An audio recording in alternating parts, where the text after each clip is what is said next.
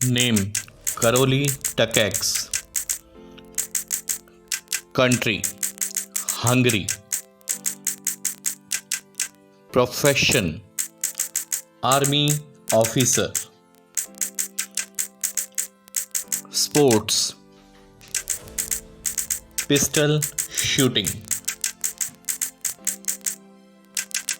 साल 1938 हंगरी के national games में 28 साल का करोली पिस्टल शूटिंग में गोल्ड मेडल जीतकर सुर्खियों में आ चुका था। हंगरी में सभी लोगों को विश्वास था कि करोली 1940 के ओलंपिक्स गेम्स में गोल्ड मेडल जरूर लाएगा। करोली भी कड़ी मेहनत से प्रैक्टिस कर रहा था, परंतु किस्मत ने उसके भाग्य में कुछ और ही लिख रखा था। हाय फ्रेंड्स, मैं सुधांशु गोस्वामी, योर मोटिवाइजर।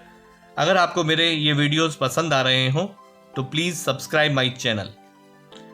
1938 में आर्मी कैंप में ट्रेनिंग के दौरान एक हैंड ग्रेनेड करोली के राइट हैंड में फट गया। करोली का राइट हैंड शरीर से अलग हो चुका था और इसके साथ ही उसके ओलंपिक में गोल्ड जीतने का सपना भी खत्म हो चुका था। आर्मी हॉस्पिटल से डिस्चार्ज होने के बाद करोली के पास दो ही रास्ते थे कि जीवन भर अपनी किस्मत पर अफसोस करे या फिर अपने सपनों को पूरा करने के लिए दोबारा खड़ा हो और फिर कोशिश करे इम्पॉसिबल को पॉसिबल करने की। करोली ने डिसाइड किया कि वह लाचारों की तरह बेबसी की जिंदगी नहीं जिएगा और अपने लेफ्ट हैंड से प्रैक्टिस करेगा और अपने बाएं हाथ को दुनिया का सर्वश्रेष्ठ बायां हाथ बनाएगा। उसने अपने बाएं हाथ से पिस्टल शूटिंग की प्रैक्टिस शुरू कर दी। शुरुआत में उसे फोकस करके शूट करने में कठिनाइयों का सामना करना पड़ रहा था, परंतु उसने हार नहीं मानी। लगभग वह 1 साल तक बाहरी दुनिया से कट चुका था।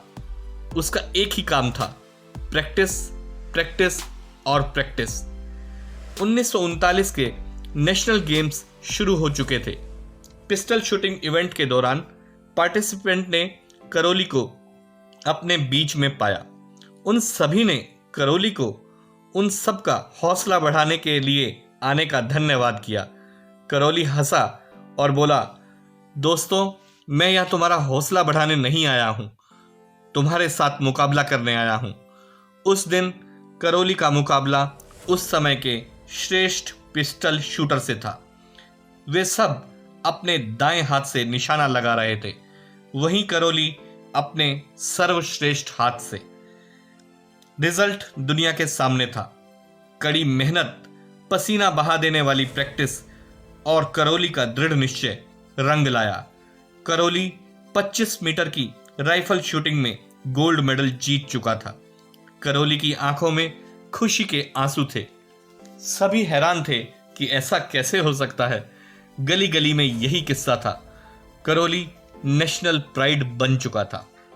करोली ने अपने अगले लक्ष्य 1940 के टोक्यो ओलंपिक्स की तैयारी शुरू कर दी थी, लेकिन विश्व युद्ध के कारण 1940 के ओलंपिक्स कैंसिल हो गए। करोली को अपना सपना अंधकार में जाता हुआ दिखाई दे रहा था। हंगरी के लोगों को भी लग रहा था कि करोली अब टूट जाएगा, लेकिन करोली कहाँ हार मानने वाला था। उसने 4 साल के बाद 1944 के लंदन में होने वाले ओलंपिक्स में पिस्टल शूटिंग में गोल्ड लाने का लक्ष्य रखा। उसने कड़ी मेहनत से शूटिंग की और ट्रेनिंग जारी रखी, परंतु देखिए भाग्य का खेल। इस बार फिर विश्व युद्ध के कारण 1944 के ओलंपिक्स गेम्स भी कैंसिल हो गए। अब हंगरी के लोग उदास हो चुके थे और करोली के गोल्ड मेडल जीतने की आशा छोड़ चुके थे, लेकिन उन्हें पता नहीं था कि करोली किस मिट्टी का बना हुआ है। करोली ने 4 साल के बाद में आने वाले 1948 के ओलंपिक्स में गोल्ड लाने का लक्ष्य दोबारा रखा।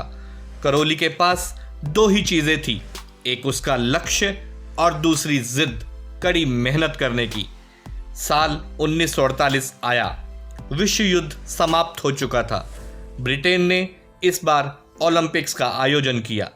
करोली कोई भी मौका खोना नहीं चाहता था। उसने एक एक करके सभी निशाने सही लगाए।